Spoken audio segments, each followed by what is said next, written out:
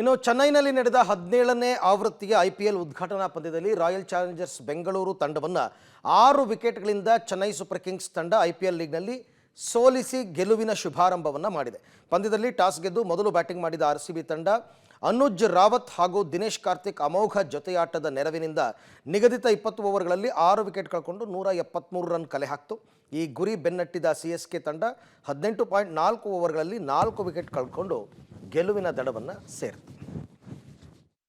ಇನ್ನು ಚೆನ್ನೈನಲ್ಲಿ ನಡೆದ 17ನೇ ಆವೃತ್ತಿಯ ಐಪಿಎಲ್ ಉದ್ಘಾಟನಾ ಪಂದ್ಯದಲ್ಲಿ ರಾಯಲ್ ಚಾಲೆಂಜರ್ಸ್ ಬೆಂಗಳೂರು ತಂಡವನ್ನು 6 ವಿಕೆಟ್ಗಳಿಂದ ಚೆನ್ನೈ ಸೂಪರ್ ಕಿಂಗ್ಸ್ ತಂಡ ಐಪಿಎಲ್ ಲೀಗ್ನಲ್ಲಿ ಸೋಲಿಸಿ ಗೆಲುವಿನ ಶುಭಾರಂಭವನ್ನು ಮಾಡಿದೆ. ಪಂದ್ಯದಲ್ಲಿ ಟಾಸ್ ಗೆದ್ದು ಮೊದಲು ಬ್ಯಾಟಿಂಗ್ ಮಾಡಿದ ಆರ್ಸಿಬಿ ತಂಡ ಅನುಜ್ ರಾವತ್ ಹಾಗೂ ದಿನೇಶ್ ಕಾರ್ತಿಕ್ ಅಮೋಘ ಜೊತೆಯಾಟದ ನೆರವಿನಿಂದ ನಿಗದಿತ 20 ಓವರ್ಗಳಲ್ಲಿ 6 ವಿಕೆಟ್ ಕಳ್ಕೊಂಡು 173 ರನ್ ಕಲೆ ಹಾಕಿತು. ಈ ಗುರಿ ಬೆನ್ನಟ್ಟಿದ ಸಿಎಸ್ಕೆ ತಂಡ 18.4 ಓವರ್ಗಳಲ್ಲಿ 4 ವಿಕೆಟ್ ಕಳ್ಕೊಂಡು ಗೆಲುವಿನ ದಡವನ್ನು ಸೇರಿತು.